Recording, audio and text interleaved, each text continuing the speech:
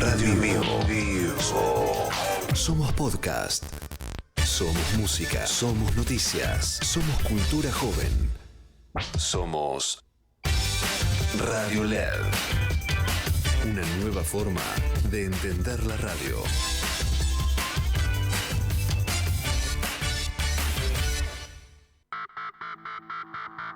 .5G, Chat GPT, NFT. Si sentís que todo rima, pero no entendés por qué, escuchá Control Z. En una hora tenés toda la data y sin ningún verso. Control Z. ¿Cuánto humo hay en el metaverso? Control Z. ¿Cuándo llega el 6G? Control Z. ¿Es verdad que hay un robot que ya está haciendo tu trabajo? Control Z. Todo eso y mucho más te lo contamos primero en 60 minutos. Los jueves a las 9 de la mañana. Control Z por Radio LED.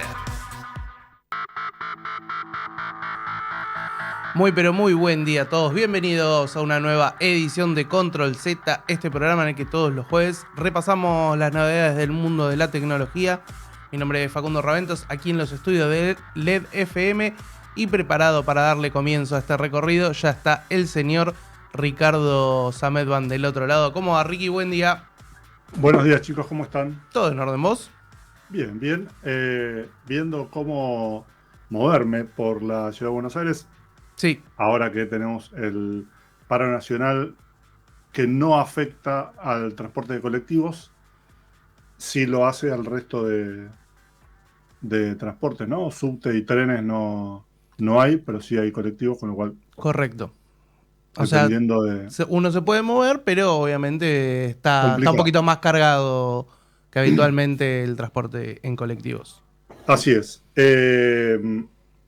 Recomiendo en este caso usar aplicaciones como Cuando Subo o incluso Google Maps, que no son perfectas porque son aplicaciones que dependen de que te dicen a cuánto está el colectivo de la parada en la que vos estás, cuándo va a llegar y qué sé yo.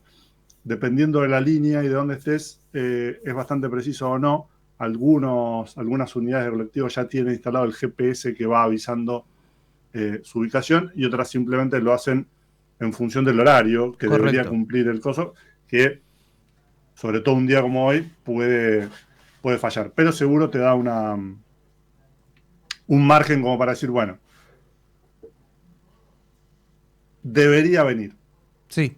Después vemos cuánto cumple, pero en N minutos debería venir. Eso sobre todo cuando tenés estás dependiendo de alguna línea que no tiene una frecuencia particularmente alta. Pero este es en realidad un programa de tecnología, es un programa que durante una hora te cuento un poco algunas de las noticias del mundo de la tecnología que nos parecen relevantes.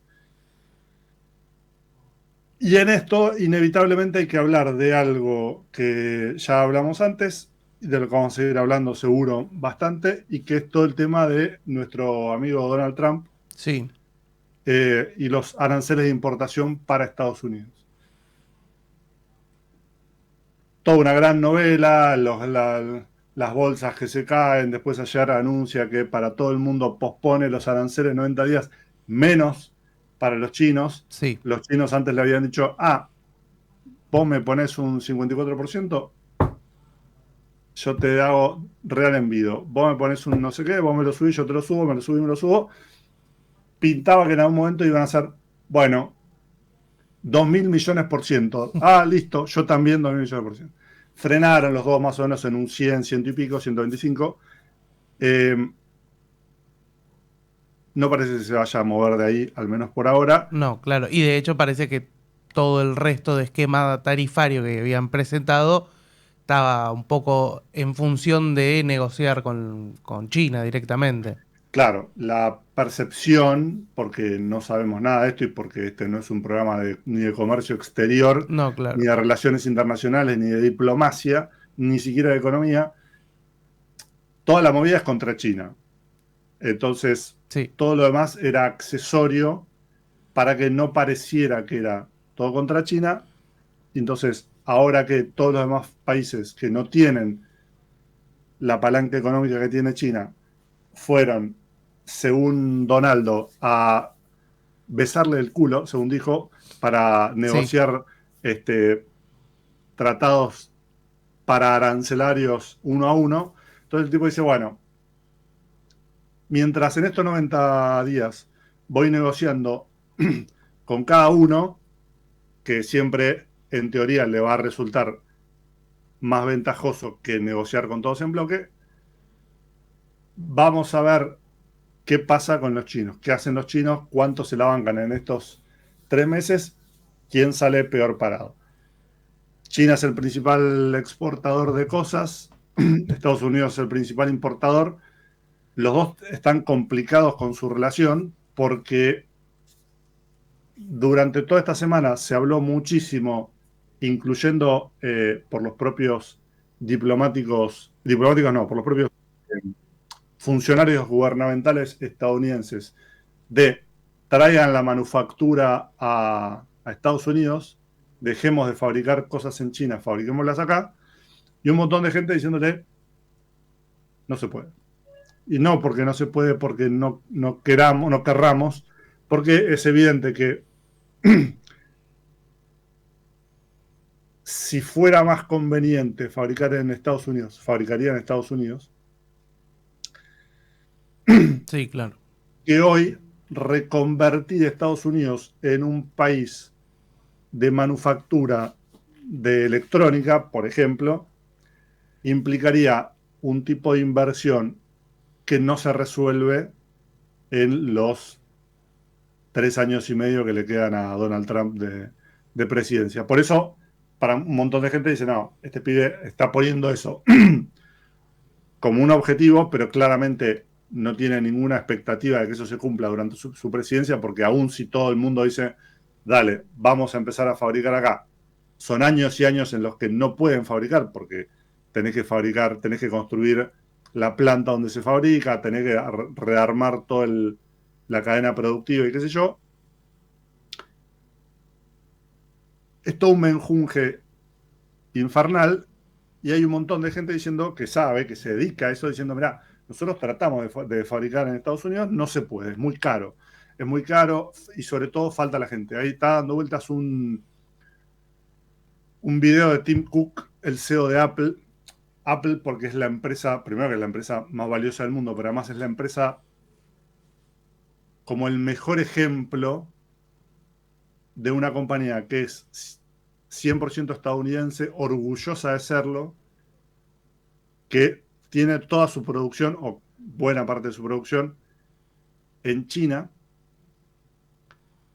y que todos usan de ejemplo como, che, loco, el iPhone. ¿Cómo puede ser que no estemos fabricando el iPhone en Estados Unidos si es probablemente uno de los productos más representativos de la capacidad tecnológica de Estados Unidos?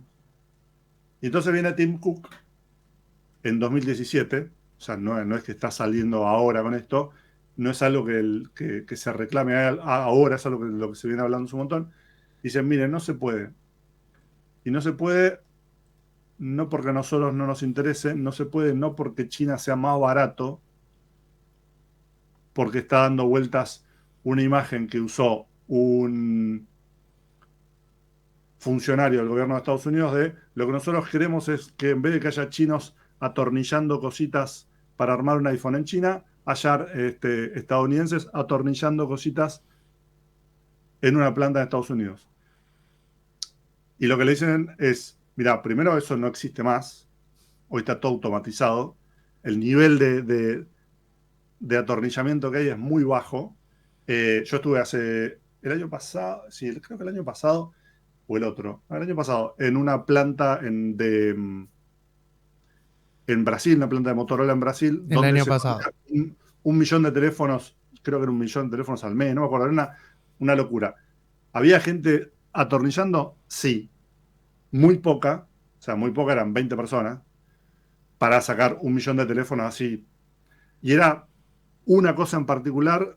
Sí, ya, una etapa del proceso, digamos, cerrar una tapita, digamos. Total. Y tenían, de hecho, ahí las máquinas que te decían, bueno, ¿ves? Estas máquinas que todavía no instalamos es para que eso no lo tenga que hacer una persona y lo haga una máquina que es mucho más eficiente y más precisa al atornillar ese tornillito.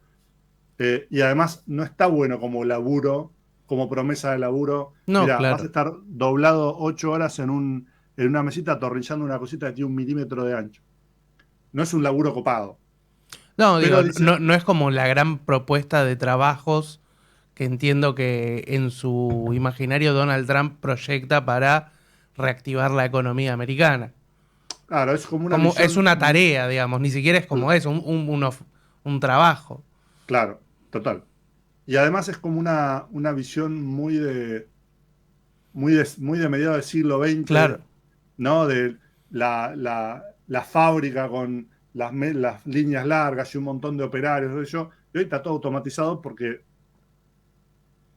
independientemente de lo que vos quieras opinar sobre el trabajo de persona versus el del robot, para ese tipo de laburos repetitivos, en donde todo está coreografiado y no hay margen para la innovación en el lugar, digo, sí antes, no en el lugar, es mucho mejor que lo haga un robot. Y sí, porque aparte, digo, no es un producto artesanal. Vos Claro. querés que los 1.000 millones de teléfonos de Apple sean todos iguales, el producto sea el mismo. Bueno, la cuestión es que, dice Tim Cook, no hay gente capacitada, tanta gente capacitada en Estados Unidos como en China para hacer este trabajo, pero no para hacer los tornillitos.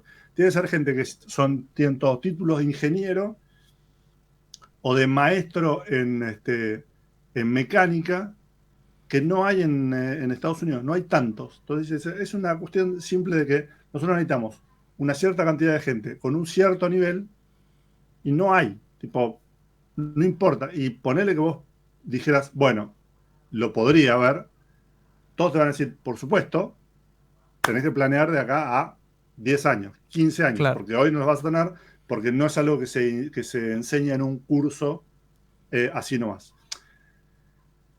Entre todo este despelote, están todos diciendo, bueno, ¿qué hacemos? Ahora tienen estos 90 días de Changui. Si tienen producción fuera de China, si dependés pura y exclusivamente de China, estás al horno. Porque el arancel de importación para productos de China sigue vigente. Lo único que hizo Donald Trump fue posponer por 90 días, bajar al 10%, mejor dicho, por 90 días a todo lo demás.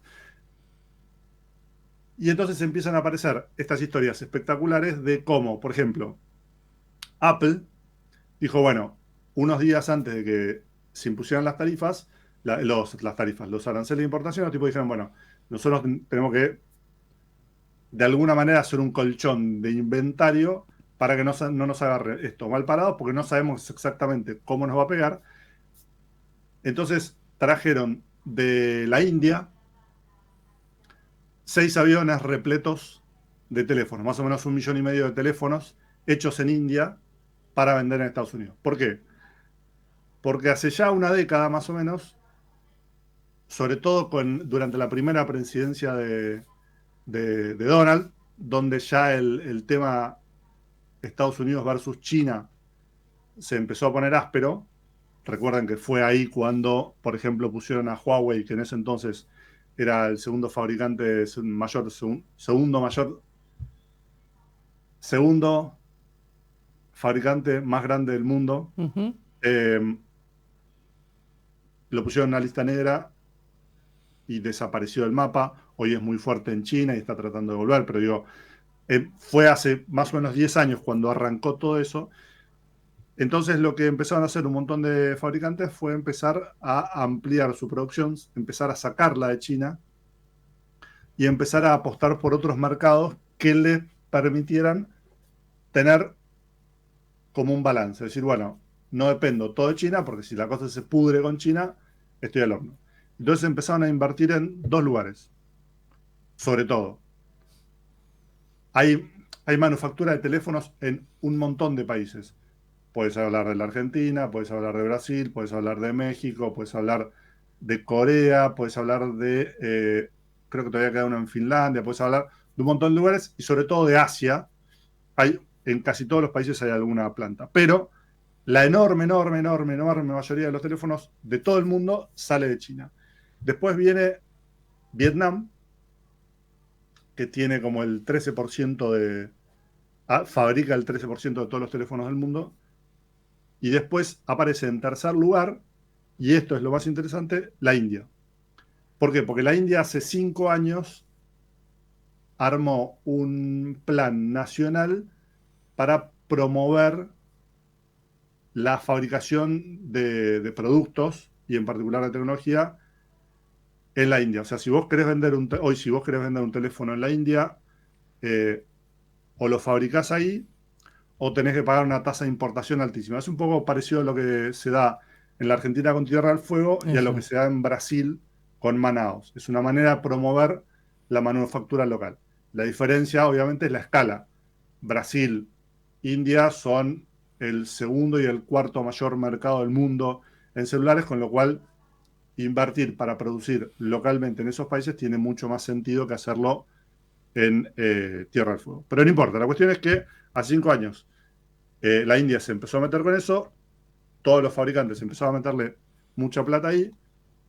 Apple, sobre todo, tiene mucho interés en fabricar en la India y ahora le está saliendo relativamente bien porque, a diferencia de China, que hoy tiene el 100 y pico% de tarifa arancelaria, y Vietnam, que tenía el 46%, ahora suspendido por estos 3 meses, India tenía el 26%.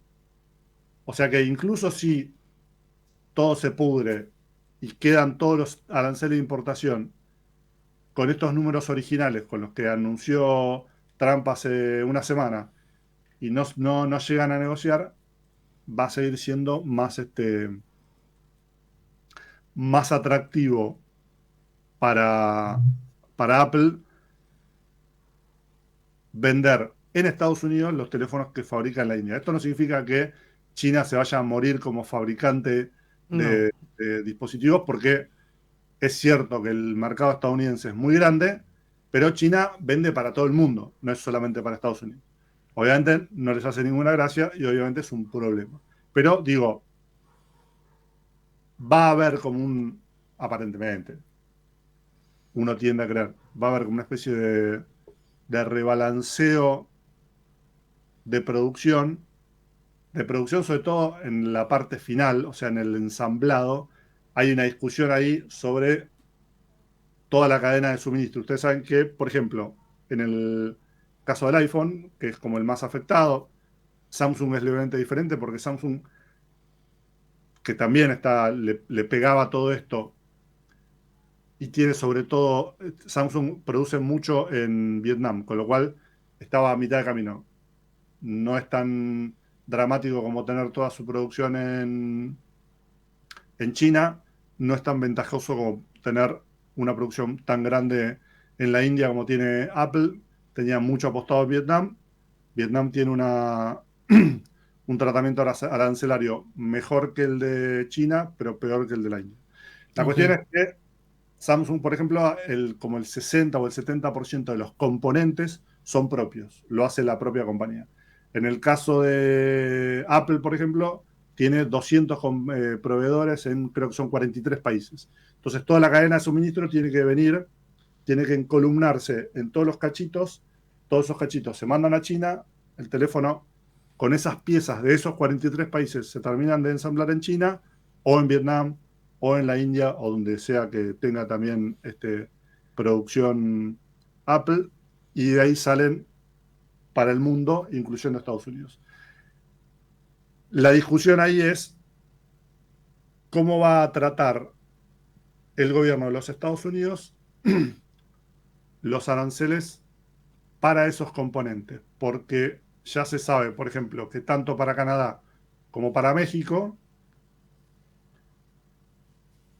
tienen un tratamiento preferencial en la producción del producto terminado de esos dos países para entrar a Estados Unidos, pero igual la materia prima tiene que pagar un arancel, porque si no todo el mundo diría, bueno, los hago entrar todo por México, por Canadá, le saco la etiqueta, le pongo el hecho en China, le pongo un hecho en México y otra cosa.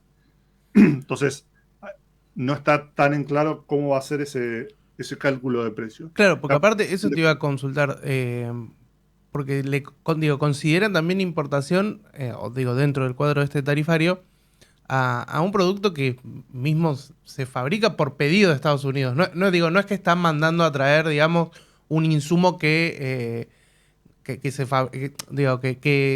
sé, una materia prima que se produce en otro país, sino que es un producto que Estados Unidos ensambla en otro país, pero se lo lleva para su mercado interno. Sí, sí, y de hecho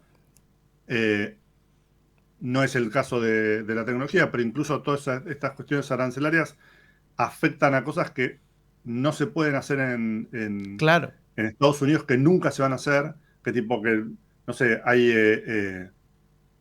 no conociera café o alguna cosa así, que era como, tipo, le estaba poniendo una tarifa de importación a algo que nunca se va a poder hacer en Argentina, mamita, en Estados Unidos, con lo cual no tenía mucho sentido. Pero bueno, Sí. la cuestión es que todo esto viene a cuento porque todavía no va a suceder claramente y los de Apple lo van a demorar todo lo que puedan, pero en algún momento es muy probable que el iPhone en Estados Unidos suba de precio, que es algo que Claro. normalmente no sucede salvo en la fecha de presentación de un nuevo modelo. ¿Sí? Cada año Apple presenta un teléfono, una generación nueva, cerca de septiembre. Suele ahí haber un ajuste de precio en función de la inflación, de alguna cosa más, qué sé yo, y de que Apple va siempre estirando el precio a ver hasta cuánto más puede hacerlo para que la gente lo pueda. Siempre está viendo hasta cuánto está dispuesta la gente a pagar por el teléfono. Es probable que ahí seguramente haya un ajuste, pero sería como un impacto bastante grande si Apple tiene que cambiar el precio del teléfono a mitad de ciclo, que es algo que no hizo nunca. De hecho, una de las diferencias de Apple con el resto de los fabricantes es que el iPhone mantiene el precio todo el año, mientras que todos, Samsung, Motorola, Xiaomi, no sé qué, el teléfono tiene un precio de lanzamiento y si vos esperás unos meses, en general ese precio va bajando. Entonces podría darse por primera vez esto de que haya un cambio de precio a mitad de camino o que de alguna manera Apple absorba parte de ese costo, sus proveedoras absorban algún otro par o algo, y que después, el día del lanzamiento del nuevo modelo, haya como un toque de precio internacional y que finalmente todo el mundo termine de alguna manera financiando el precio del iPhone en Estados Unidos. Claro. Sí.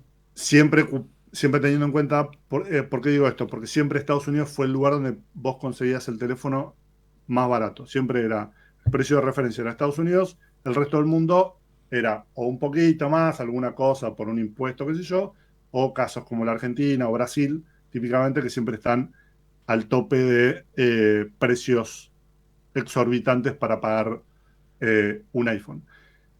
Y menciono esto porque si ustedes están pensando en comprarse un iPhone, es un buen momento para hacerlo ahora, antes de que suba de precio, por las dudas.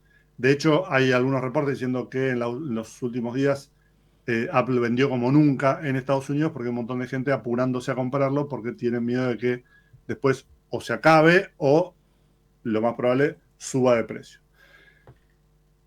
Está impactando en otras cosas también. Nintendo presentó la Switch 2. Sí. Ayer se ponía en preventa en todo el mundo. No fue así en Estados Unidos porque dicen, no sabemos qué onda. Estamos viendo cuánto lo vamos a poder vender. Claro, lo frenaron hasta que se defina bien el tema tarifario. Claro, porque todo el mundo estaba a la expectativa de que hubiera algún cambio en la tarifa, pero imagínate, vos lo ponías en la preventa esperando una tarifa del 50% o del 54%, como fue al principio, para la importación de productos de China, y de repente de un día para el otro te lo cambia al 104%.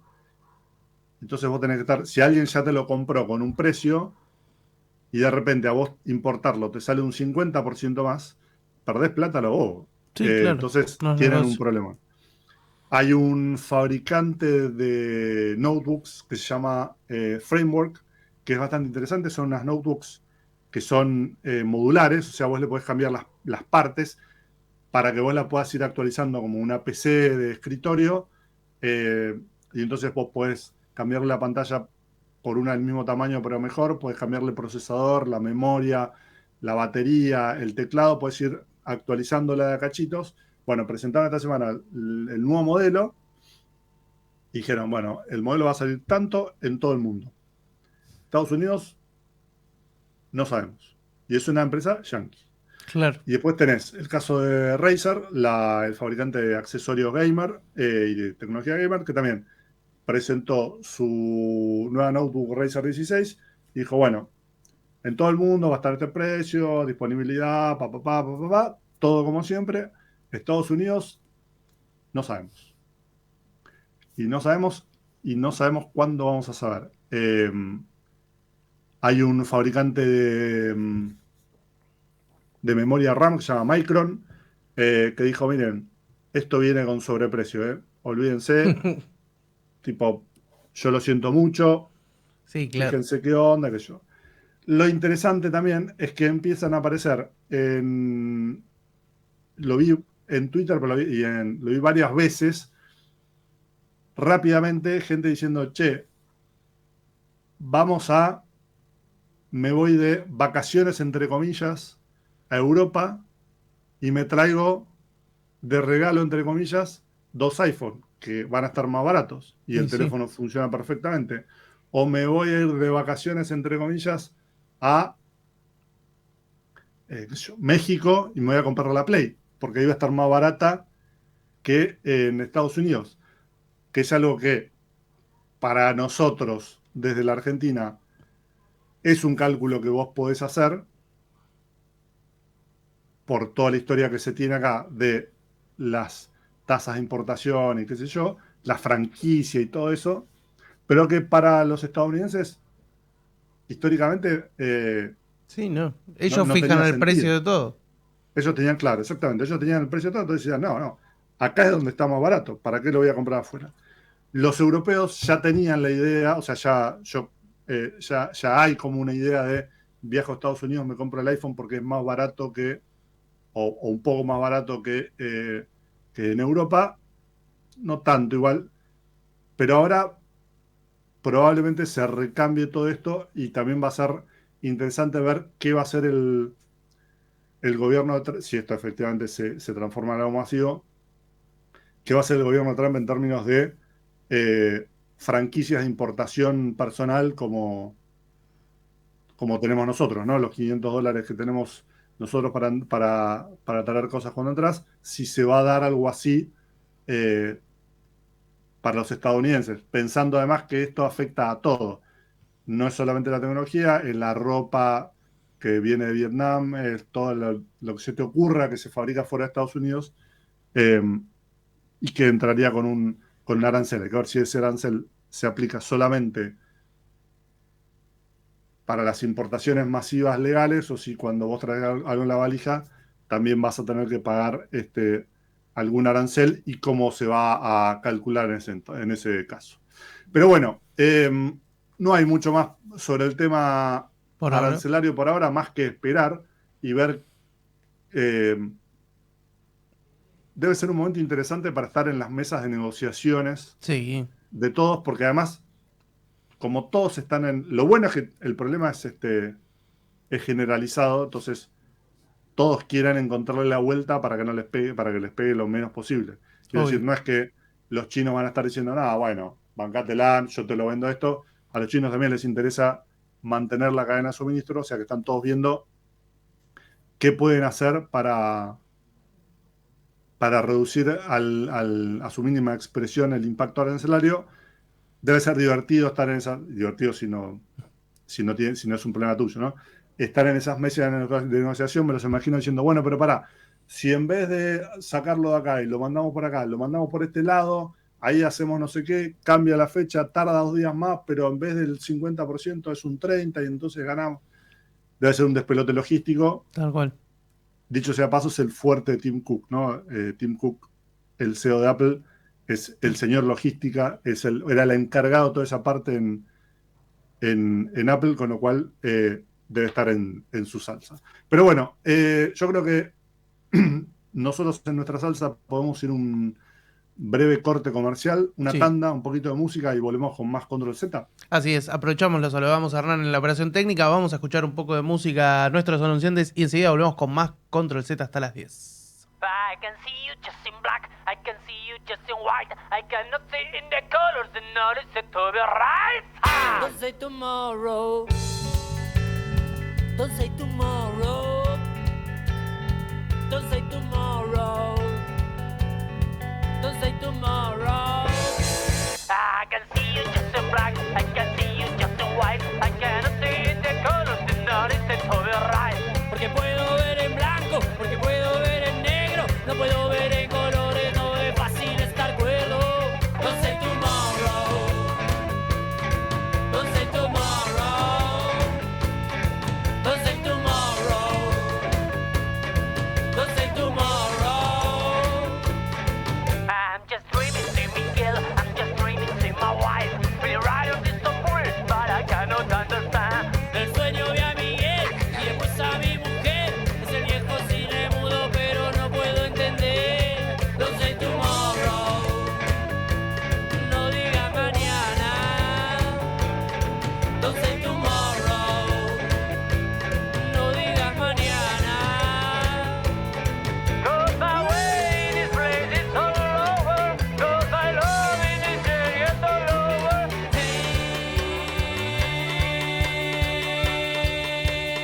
Hey, don't say tomorrow.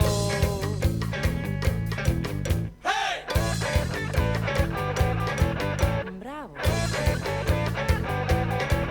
Buena, buena, voy a comprar. Este vaso voy a llevar. Dale, dale, vos, Daniel. Este vaso es para él. Señor, no cierre el portón. Ya tenemos un montón. Pero ¿qué está haciendo aquel? No vuelvas a atrasar. Buena, buena, voy a comprar. Este vaso voy a llevar. Este vaso es para él. Dale, dale, vos, Daniel. Ya tenemos un montón. Señor, no cierre el portón. Pero ¿qué está haciendo aquel? No vuelvas atrás ahora. Don't say tomorrow.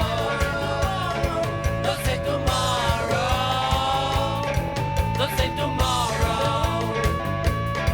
Don't say tomorrow. Porque aquí mi camino termina si mi amor ya no encuentra cabida.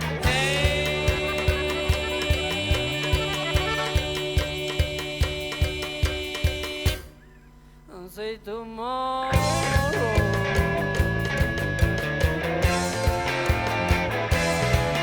Esto parece una jaula y la gente mira maula, pero vienen, dicen che, no hay problema, toquen bien.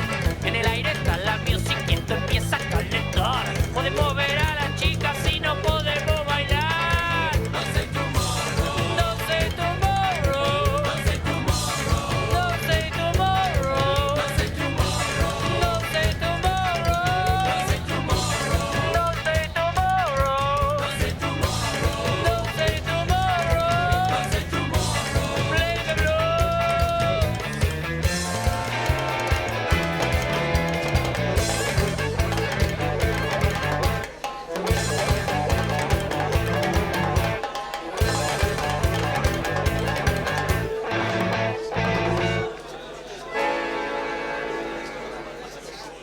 Movistar con todo es con Celu.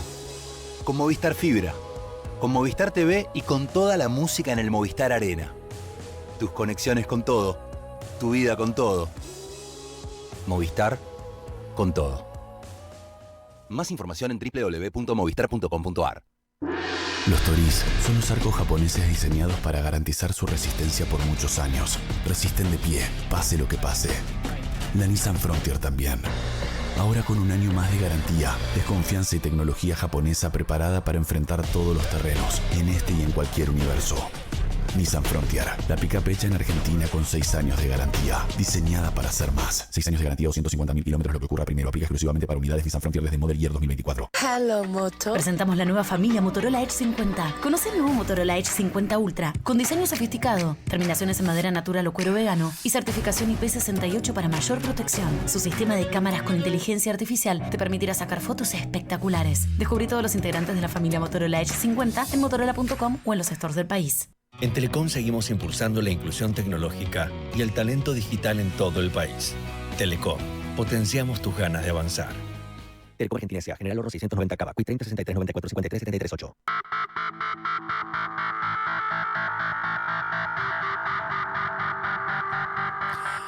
...9:37 en la mañana de este jueves 10, 19 grados 7 la temperatura y la sensación térmica en la ciudad de Buenos Aires. Les recordamos que, obviamente, por el paro general de la CGT no funcionan ni los subtes, ni los trenes, ni hay vuelos, o creo que hay menos en realidad la cantidad de vuelos programados. Así que tómenselo con calma para el día de hoy. Y nosotros tenemos todavía unos minutos más aquí en Control Z hasta las 10 de la mañana, en los que vamos a repasar distintos temas, y para eso está el señor Ricardo Sametban. Así es, y esta semana se conoció que hubo un hackeo a un proveedor de tecnología médica. En total se filtraron unos 600.000 estudios médicos. Dicen es la filtración de datos médicos más grande del país. Y para entender un poquito qué pasó, por qué pasó y qué implicancias tiene esto, es que nos pusimos en contacto con el doctor Flavio Sánchez, que es coordinador del capítulo de informática médica de la Sociedad Argentina de Radiología, que es experto en todo el tema de informática médica, y queríamos que nos cuente justamente un poquito cómo es que pasó esto y qué impacto puede tener para el público en general. Doctor Sánchez, ¿está ahí? Sí, ¿qué tal? Buen día, Gustavo. Buen día. Sí, lo que sucedió, digamos, como bien lo dijiste, básicamente es el robo de información. Esa información está constituida por imágenes médicas y por datos. Entonces, acá un poco está la clave para entender por qué se hace eso, por qué los hackers van a esta industria, ¿no es cierto? Si bien vale aclarar que la mayoría, digamos, de los hackeos son a plataformas bancarias, ahora se está afectando también la industria de la salud, ¿no es cierto? ¿Y por qué? Porque es un tipo de información más relevante. Quiero decir, ¿qué atractivo puede tener que alguien tenga acceso a una ecografía o una tomografía que yo me hice?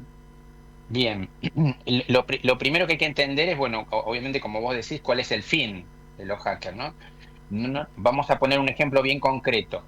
Cuando un paciente va y se realiza un estudio, no sé, una radiografía, una tomografía, por ejemplo, lo que incorpora, digamos, antes de ingresar al equipo y hacerse el estudio, son datos. Imagínense nombre, apellido, DNI, mail, cobertura, información de salud.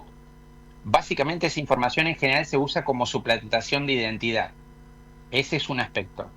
¿Está bien? El otro aspecto que tiene que ver con las imágenes médicas, como vos pusiste el ejemplo de la ecografía, pueden usarse, digamos, en un mercado negro para investigación, por ejemplo.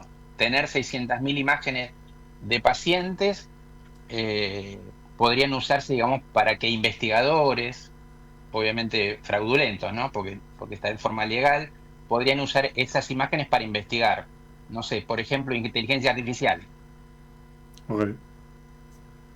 No es para... yo siempre lo pensé por otro lado, que es decir, bueno, yo sé que esta persona tiene cierta enfermedad, y entonces no sé, o puedo chantajearla o puedo hacer algo con su seguro médico y demás. No va tanto por ese lado. No va tanto por ese lado porque, en definitiva, digamos, los hackers, como todos sabemos, piden rescate, ¿no es cierto? O sea, dicen, bueno, yo tengo toda tu información, si querés volver a tenerla, me tenés que pagar tanto dinero. ¿Está bien? Claro. Entonces hay un fin económico hacia la institución. ¿Está bien? Ok. Sí, perdón, Gustavo. No, sí, y en este caso, en el caso este de este caso que estamos tratando ahora, sí. ¿Se sabe cómo es que se dio este ataque y cómo se podría evitar, digamos, cómo se podría mitigar? Bien, perfecto. Sí, esa es una pregunta muy importante porque tiene que ver con la prevención. Actualmente está el concepto, digamos, de seguridad desde el diseño. Claro. Esto significa, digamos, aplicar la seguridad informática no al final del ciclo, digamos, sino desde el inicio, cuando uno diseña una aplicación. En este caso, una aplicación de almacenamiento, visualización y diagnóstico, digamos, de imágenes, ¿no? Ese es un concepto importante de seguridad. El otro concepto es que las empresas de salud obviamente ya están invirtiendo en ciberseguridad porque ya están sabiendo que hay ataques y todos los días se descubren vulnerabilidades. O sea que los departamentos de informática en salud están trabajando constantemente para evitar esto. Algunas de las formas digamos, de mitigar el riesgo, como dijiste vos, es mantener los software actualizados, como también la infraestructura, y muchas empresas, nosotros estamos viendo, están aplicando lo que se llama un segundo factor de autenticación. Quiere decir que además de colocar mi clave de usuario, yo tengo que colocar un factor que habitualmente son números y letras, donde la aplicación se asegura de que la persona que está ingresando es el doctor o es el paciente tal, ¿no es cierto? Claro. Esas serían dos formas. Otra aclaración importante, Gustavo, si me permitís. Sí. Esta empresa de software, que empresa de servicio, es la que fue atacada. ¿Está bien? No fue atacado los sanatorios, las clínicas o los centros de imágenes. Directamente atacaron a la empresa, digamos, desarrolladora de software y que brinda el servicio de PACS y de RIS, básicamente, ¿no? Para que por ahí la gente lo entienda. El PACS es el Picture Archive Communication System, que es el sistema de almacenamiento de imágenes, y el RIS es el Radiology Information System, que es el sistema de información de los servicios de radiología. Básicamente un sistema de gestión, ¿no? Lo que hablábamos de la carga de datos, de los pacientes y todo eso que dijimos al principio, ¿no? Claro, no fue al centro médico en sí, sino entraron vía un proveedor, ¿no? Digamos, se hicieron pasar por un exactamente. Y acá hay un concepto también importante, Gustavo, que las empresas obviamente ya lo conocen, pero es el concepto de proveedor crítico. ¿Qué es un proveedor crítico? Para entenderlo rápidamente, es un proveedor que si ese proveedor se cae el negocio. O sea, no puedo ingresar más pacientes, no puedo atender más pacientes. O sea, es realmente un problema grande. Okay. Por eso hay que tener una muy buena alianza con estos proveedores en ciberseguridad, ¿no? Ahora, eso desde el lado del proveedor médico, del centro médico, etcétera, que tienen que tener obviamente todo lo más actualizado posible, lo más seguro posible y demás. ¿Qué puede hacer una persona? O sea, ¿qué puede hacer el paciente como para decir, bueno, dentro de lo que yo puedo hacer, trato de estar lo más protegido posible? O que mis datos estén lo más protegidos posible. Sí, perdón, Ricardo, que te llamé de otra manera, disculpa. No importa, pasa nada. Disculpa. Un aspecto importante por ahí que todas las personas deben conocer es que la mayoría de estos ataques, yo diría casi más del 90%, se ingresan a través del mail. ¿Está bien? Todos usamos mail, incluso, bueno, obviamente desde el lado interno de una institución y del lado externo de los pacientes, con lo cual el mail es una puerta de entrada que los hackers utilizan. En ese caso, digamos, del lado del paciente, tratar de utilizar, obviamente, password password que, digamos, que sean difíciles de reproducir, esa es una. Obviamente no compartir las claves con personas extrañas, que a veces eso se hace. Y la tercera sería, digamos, no abrir mail desconocidos. No sé, puede venir un mail a nombre del, no sé, del gobierno de una provincia y bueno, y ahí es donde ingresa realmente el virus, o la forma de hackeo, ¿no? Claro, perfecto. Bueno, buenísimo. Bueno, doctor, gracias por la comunicación. Bueno, Ricardo, gracias por la invitación para analizar este caso y bueno, y espero que les haya sido útil todas las aclaraciones. Sí, claro que sí. El que pasaba era el doctor Flavio Sánchez, director médico de Telerad, hablando un poquito sobre este hackeo que se conoció por estos días a una, como bien él marcaba, no fue un centro médico en sí, sino a un proveedor que se llama Informe Médico, que fue el afectado y con el que entraron a otros servicios. Pero hay un par de noticias más, Facundo, para seguir comentando. A ver. Antes de que se nos vaya el programa, una, porque si estuvimos hablando tanto de Donald Trump, tenemos que hablar de Elon. Y sí.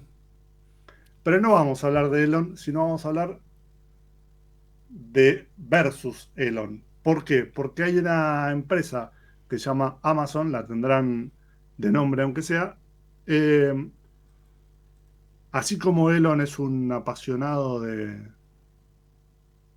la aeronáutica y todo lo que tiene que ver con los cohetes y el espacio exterior, Jeff Bezos, el fundador de Amazon, también tiene esa afición. Quizás con un perfil un poco más bajo. Sí, claro, no tan metido en No tan ese metido, desarrollo. pero sí tiene una empresa de desarrollo de turismo espacial, pagó de encontrar dónde estaban los restos de los cohetes de las naves Apolo en el medio del mar y los sacó mandó un submarino para sacarlos para que se recuperaran. Subió a la estratosfera en varios vuelos, incluyendo uno con el Capitán Kirk, con William Shatner. Claro. Tiene mucho interés en eso y uno podría decir, se anima a algunas cosas a las que Elon no hace, como por ejemplo subir al espacio. Pero además lo que tiene es en desarrollo mucho más lento que el de Elon, pero bastante interesante, una constelación de satélites para dar internet satelital al estilo de Starlink. En el caso de Amazon se llama Kuiper.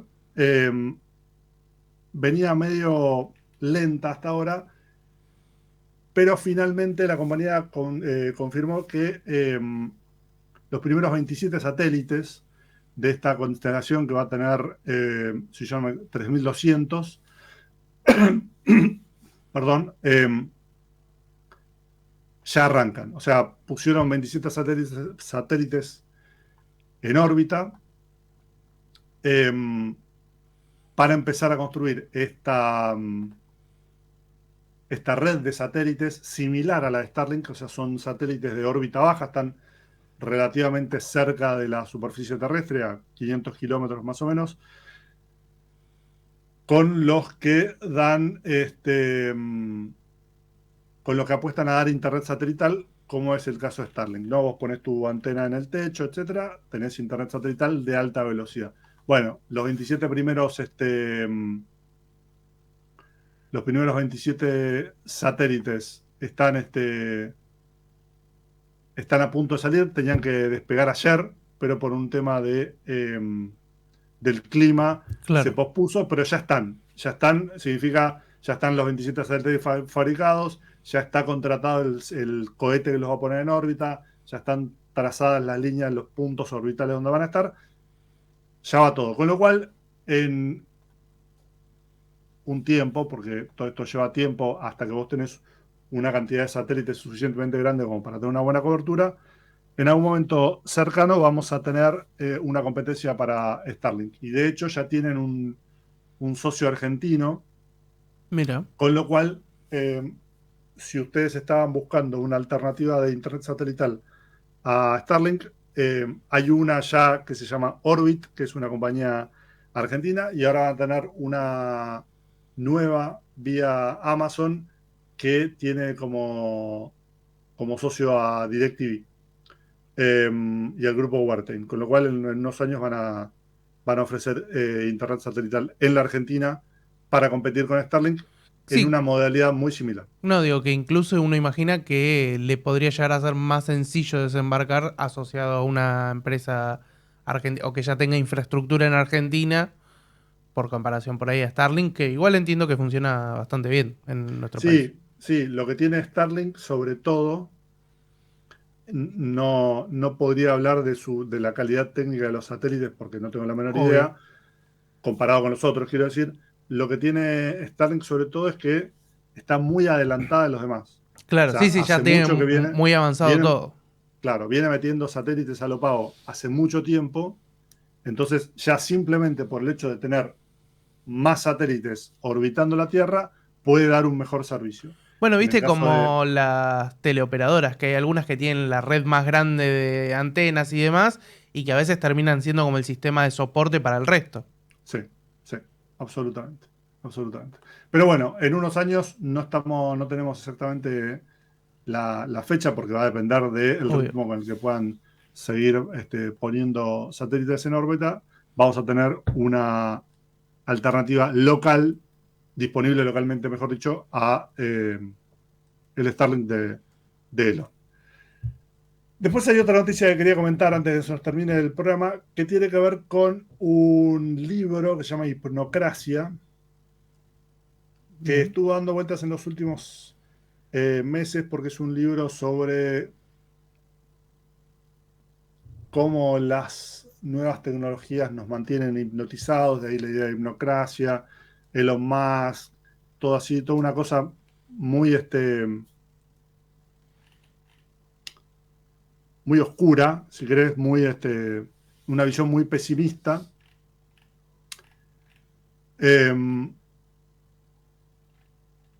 Y esto viene todo de un libro llamado Hipnocracia, firmado por un filósofo chino llamado Xianwei Xun, de Hong Kong, perdón, no es chino. Bueno, hoy Hong Kong es parte de China. Claro. El libro se vende en la Argentina, está traducido a un montón de idiomas, tuvo muy buena recepción y qué sé yo, pero ahora de repente hay un escándalo porque este buen señor Xianwei no existe, sino que es un invento de una inteligencia artificial. Lo creó un ensayista italiano llamado Andrea Colamedici y usó ChatGPT y Claude para generar todo el texto del libro. Y ahí hay una cierta polémica porque hay un montón de gente diciendo, mirá, todos ustedes entraron en esa, ¿no? Porque hubo un montón de gente que tomó el libro, lo leyó, le pareció interesante, lo recomendó, tomó las ideas que estaban dando vueltas en el libro, las revalidó, y entonces hay un montón de gente diciendo, bueno, al final vos estás repitiendo lo que dijo ChatGPT y sos un gil. Yo, sin haber leído el libro,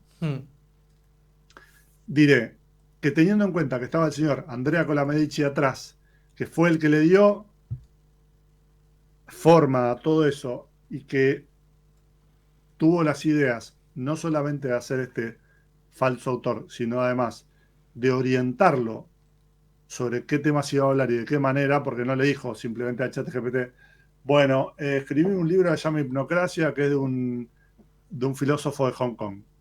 No, digamos, en toda la generación de ese contenido, de este libro que se llama Hipnocracia, Trump, Musk y la nueva arquitectura de la realidad, ya te puedes dar una idea de qué va a hablar cada capítulo. Y sí.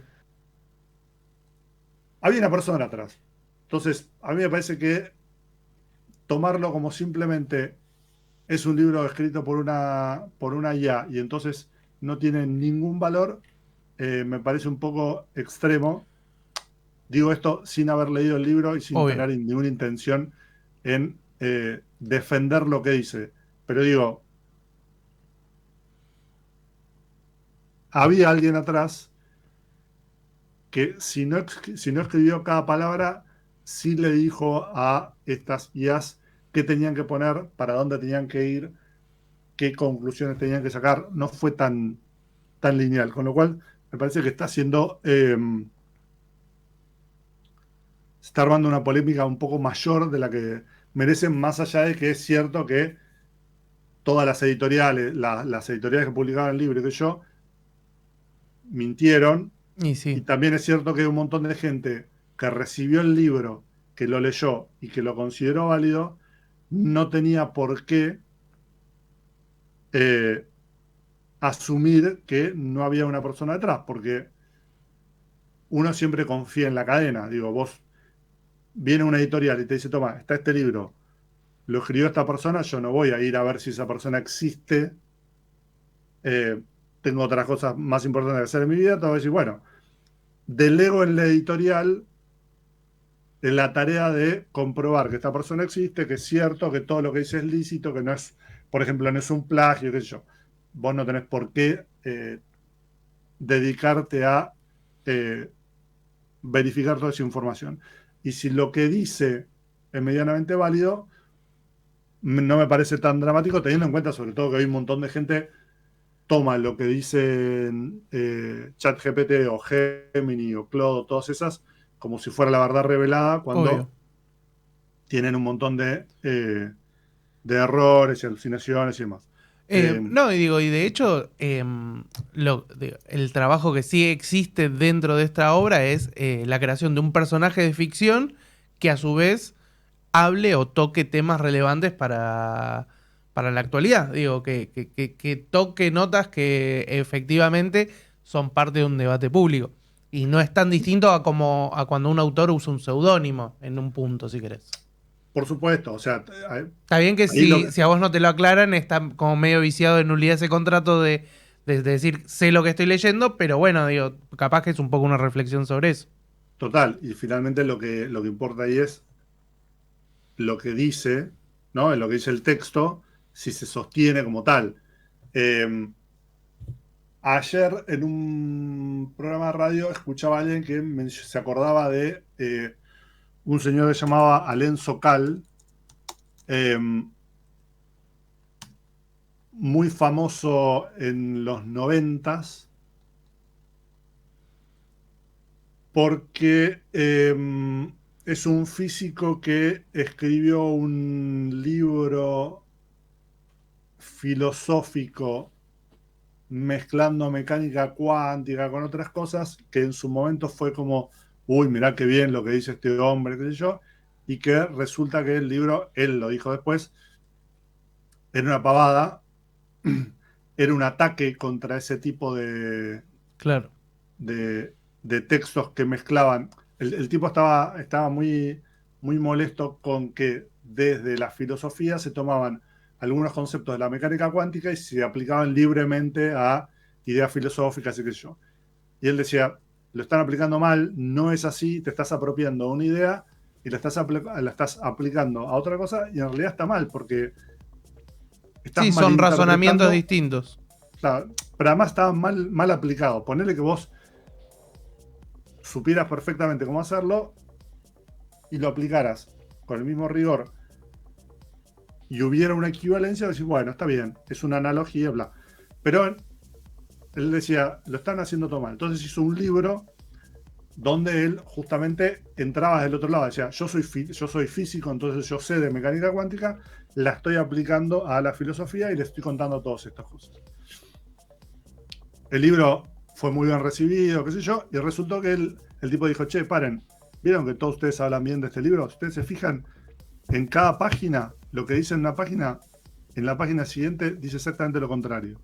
Claro. Está todo hecho, está todo armado para que sea toda una gran contradicción para demostrarles que ustedes no entienden nada. Pero bueno, quería recuperar esto.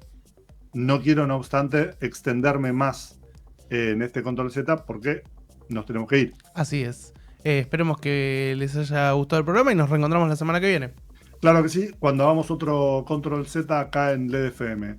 Le agradecemos a Hernán en la operación técnica. Saludos, Facundo, y nos vemos. Saludos, Ricky. Chau, chau. Chao.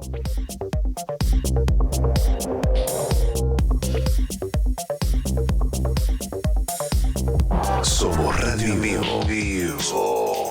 Somos podcast. Somos música. Somos noticias. Somos cultura joven. Somos Radio LED.